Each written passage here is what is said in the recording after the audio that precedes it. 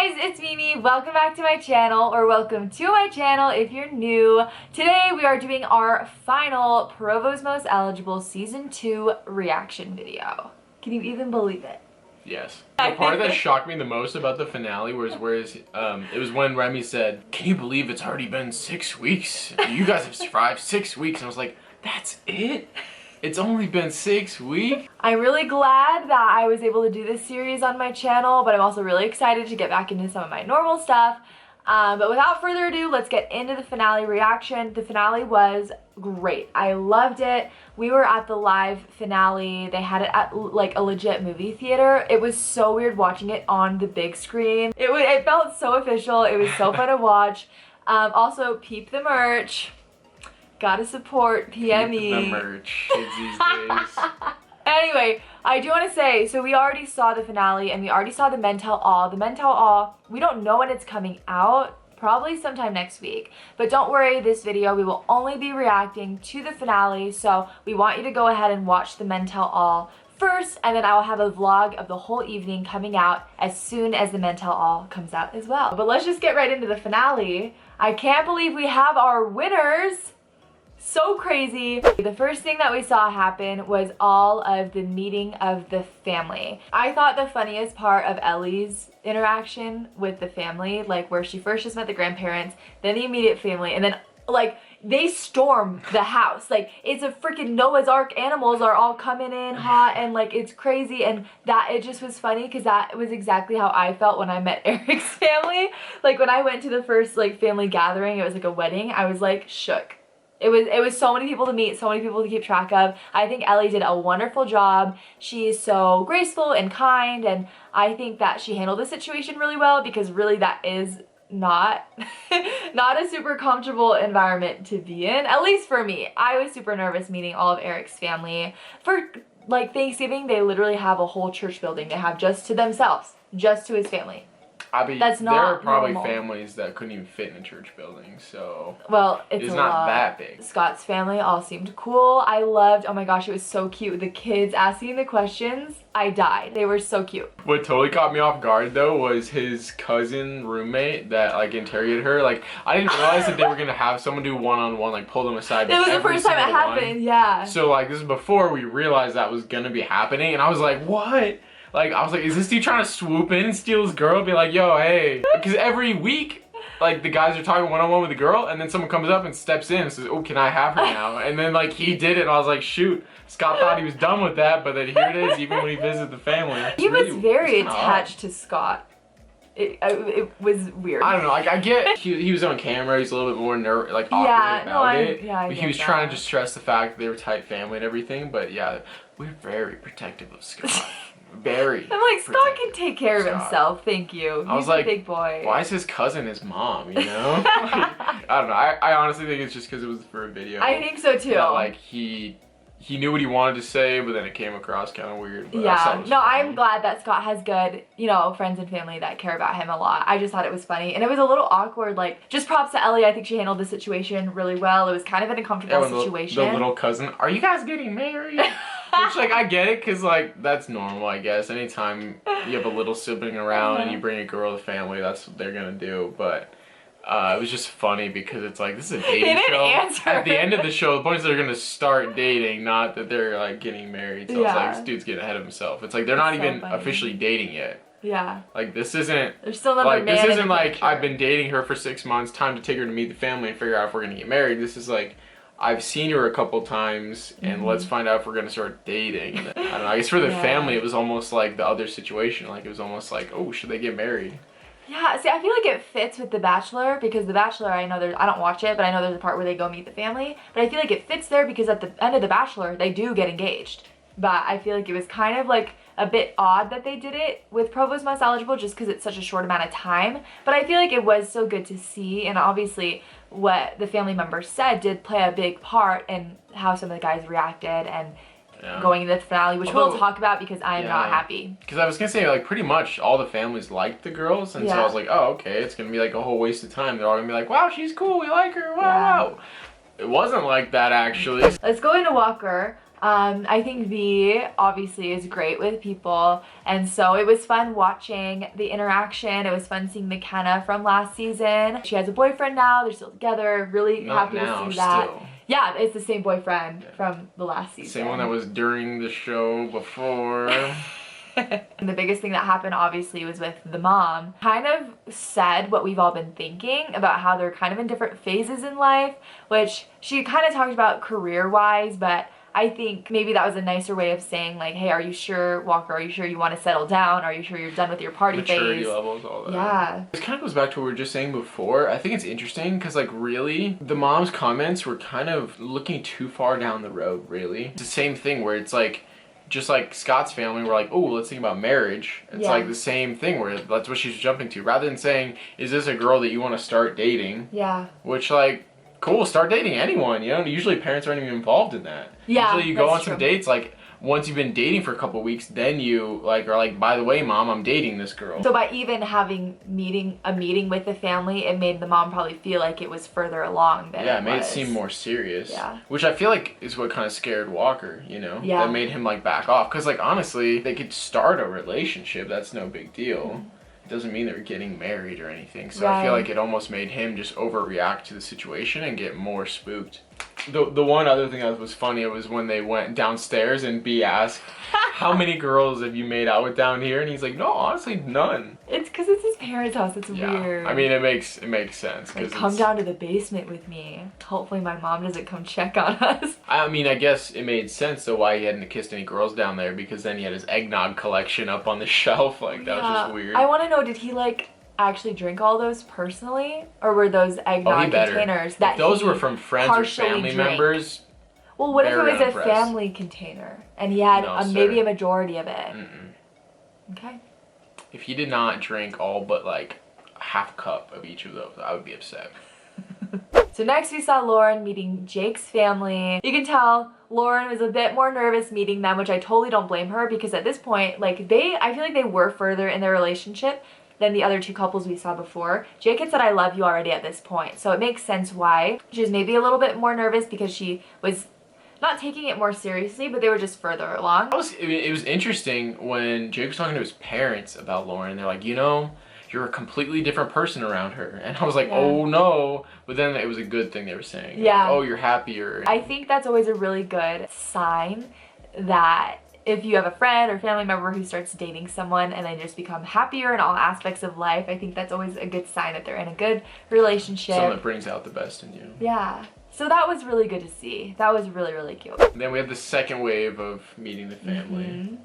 We got to see Josue and Ellie. I honestly, going into this, I was like, what's this even going to be like? Because, like, I was so do they curious. like each other? Like, is he gonna be like, oh, hey, mom, some girls here with me, I guess. I don't know. But here's the thing. Like, we've given Josue kind of a hard time here on my channel, but at this point, finally, on the last episode, it actually looked like Josue was starting to have feelings for Ellie. Yeah, or like his roommates or his friends that were then like, oh yeah, he's told us so much about you and he's really in you. I was like, whoa, what? I was like, Josue, okay. But then his friend said, you know, he tries to act all calm and put together. He doesn't like to show it. You know, he doesn't like to show his emotions. I was like, oh, I get it. I was just shocked, like, when the friend said that. Like, I was like, wait, is he saying that for the camera? Is that legit? I mean, that was total news to me. I didn't think he was invested whatsoever. I thought this whole thing was gonna be awkward because it was gonna be like, here's a friend of mine that I've talked to a couple times. Now she's meeting my family for no reason, and but you know, he kissed her in front of his whole family. Oh my gosh, that was so funny. I would have been so uncomfortable. Yeah, and then they had to do it at least twice because you could tell from the two different camera angles they did it at that it was a different kiss. So. Oh yeah. I thought the funniest part is when Ellie was starting to speak Spanish to Josue. And he was like, that was so hot.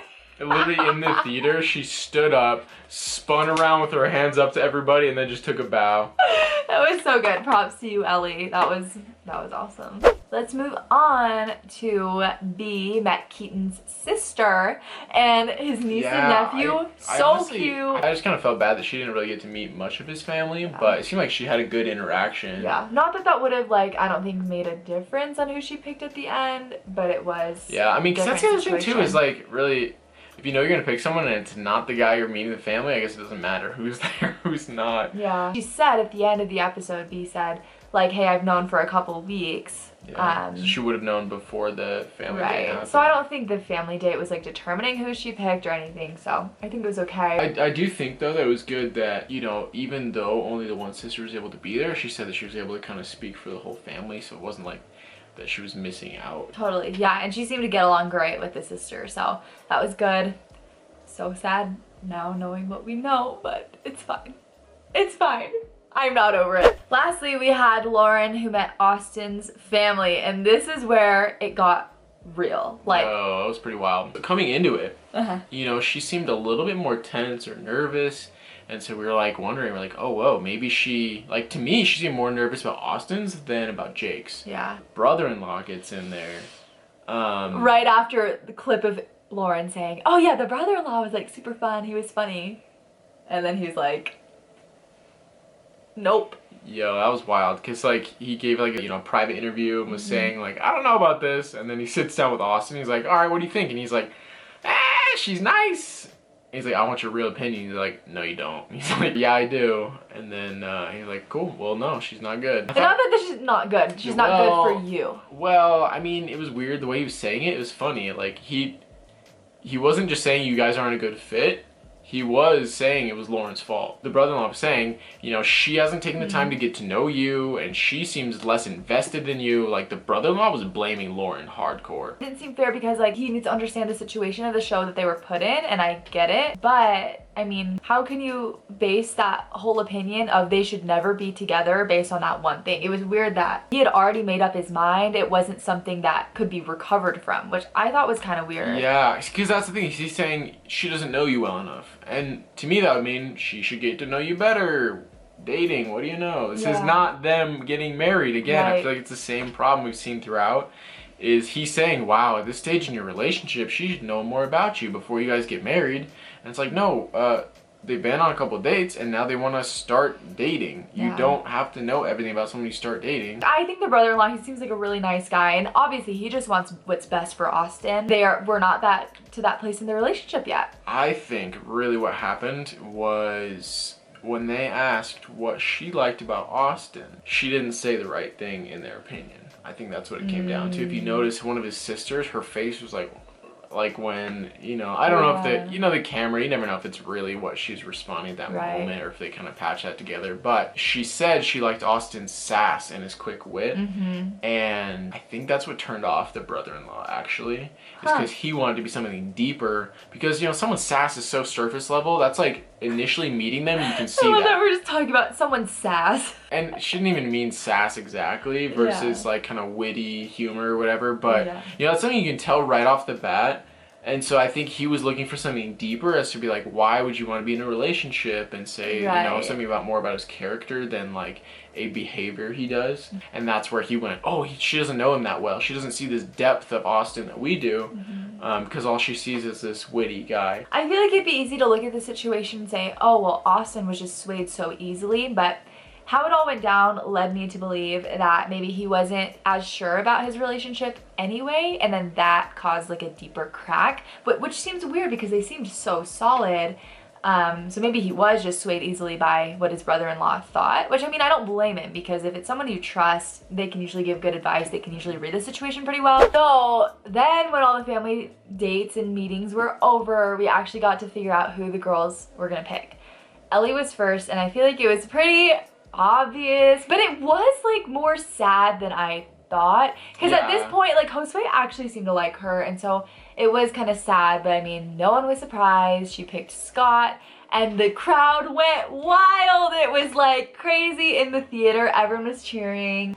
I guess deep down it was always you.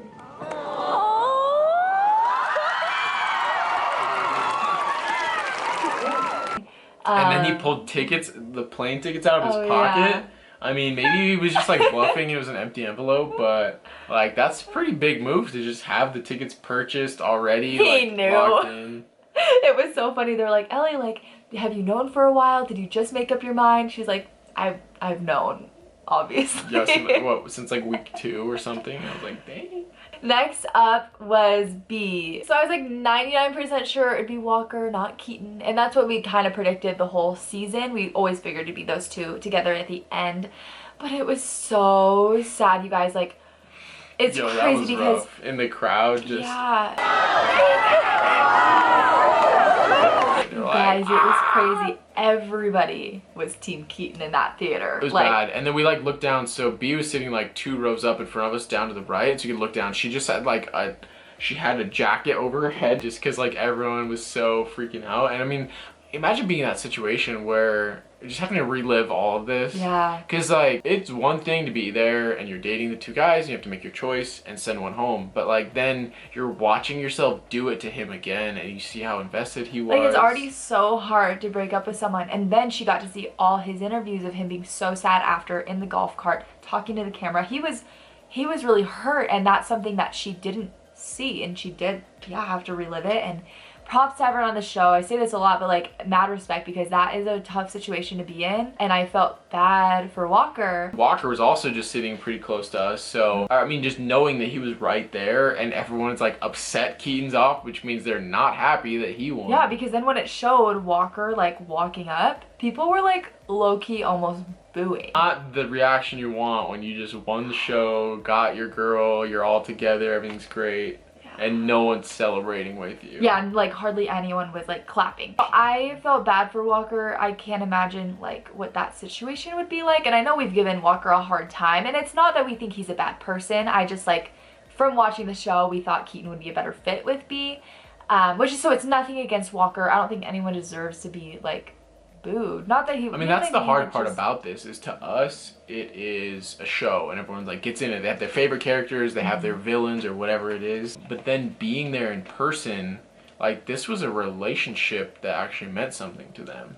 So like for Walker, this was him like trying to date a girl and figure things out. And so, you know, when he started having second thoughts and saying, ooh, I'm gonna have to tell her that I'm not ready for this, like, everyone lost it. But like, this was him, you know, trying to go through a relationship. And so having everyone just super mad at him for his decision sucks, because like, he was trying to figure things out. And like, yeah, that there were many times throughout the show where she asked, are you ready? Are you ready? Are you ready? I get that that's why people were probably the most upset about it, is because they felt like she gave him so many chances, and then suddenly at the end he did exactly what everyone expected, and like, oh, suddenly, whoa, I'm not ready for this. But I'm just saying, the fact that everyone, it's no longer attacking this like figurative character Walker out there. Instead, he's sitting right there in front of you, and they're practically booing the kid. Think about it, and like, probably every single person there has been in a situation where they didn't handle something the best way they could have in a relationship. And I'm not justifying what he did. I definitely think that they should have had more, you know, as soon as he had that doubt, he should have went to B about it, and it should have been solid communication before she made her pick.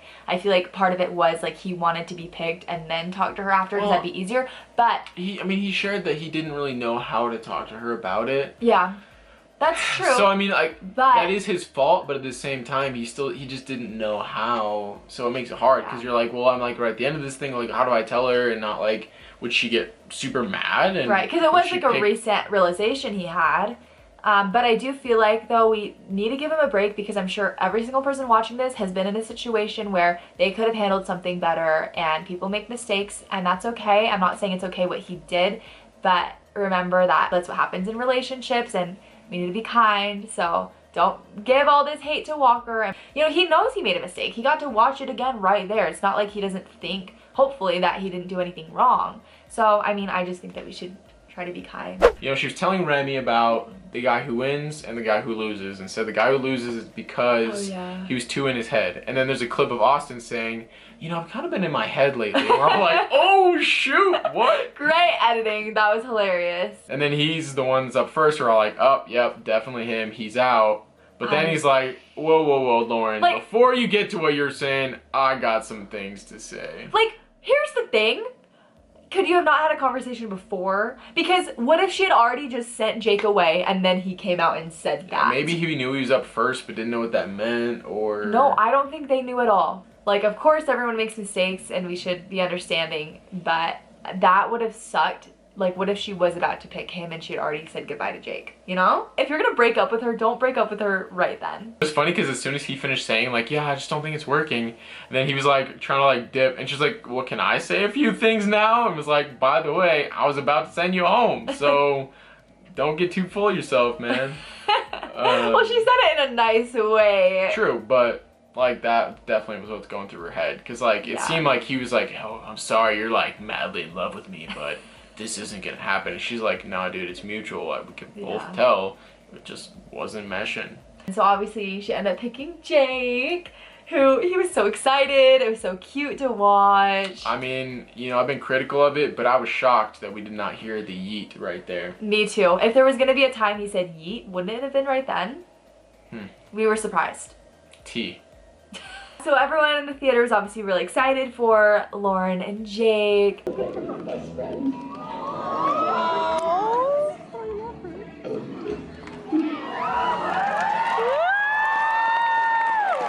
So yeah, a happy ending. We will not disclose, like, obviously we know. Yeah, at the men's tell all, they went through every relationship to find out where they're at now and how they've gotten to where they are, you know? So don't forget to watch that. So stay tuned onto the Provo's Most Eligible YouTube channel for that. And then once you... tea. Yeah. Yeah, actually, I mean, just honestly, I was not expecting it to get so crazy, but... Me neither. I mean, I'll be interested to see how they actually portray that on camera, because some of the stuff was happening off camera. Like, we would see what one person said, and then another person would be off on the sidelines. But I got the footage because we'll see how it was portrayed. Because yeah, it looked like there was cameras just on the people who were getting like interrogated or whatever, but then I had my camera, so I was trying to like switch over. So if you want some behind the scenes footage, I don't even know if I was supposed to be recording that, but I did it. Sorry. Come to my channel after you watch the Men Tell All, and then we have exclusive interviews that we did with some of the contestants after the show, and also some footage from the actual event itself. So, can't wait for you guys to see it. Thank you so much for watching. Thank you so much for sticking with me through my Provo's Most Eligible content. I really enjoyed it, and I hope you guys did too. If you subscribed from PME, don't worry. I'll still have some good content coming out. Give me a chance before you unsubscribe, please. She talked to a bunch of people from the show who said that they want to come on here. Yeah. Maybe talk about what happened. Maybe just do something else altogether. Do something fun. So yeah, I'm really excited for where my channel's headed. Thank you so much for sticking with us. Don't forget to subscribe if you haven't already. We have exciting things coming. Really quick before we go, I want to give a shout out to our Sunflower Squad Member of the Week. I used to be really good at doing these every single video, and I've been forgetting, so please forgive me. Sunflower Squad Member of the Week. Okay. Every single video I like to do a shout out just to pay it forward to you guys. I really, really appreciate, you know, your support. It's not and paying so forward. Yeah, it is. I know, it's paying it back. Just to give you guys. I always say that though. I like to show gratitude to you guys. So if you have a public Instagram, I'll usually like show your feed. But we have a private Instagram today. That's awesome. Her name is Kayla. So Kayla DZR. Thank you so much for your support. You are beautiful. I can only see your profile picture, but you're stunning. Thank you so much for following me here on YouTube. I mean, you can see her choice of emojis in her bio, so that's true. Tells you a little bit about her. Yes, you can tell a lot about a person from that. And if you guys are interested in getting your Instagram bio analyzed by us in the next video, all you have to do is 3 things. First, subscribe to my channel. Second, hit the notification bell. And third, comment down below with your Instagram handle and a little sunflower emoji. And you can have the chance of being featured in our next video here. So thank you again for watching, and we'll see you guys in the next one. Bye. See you.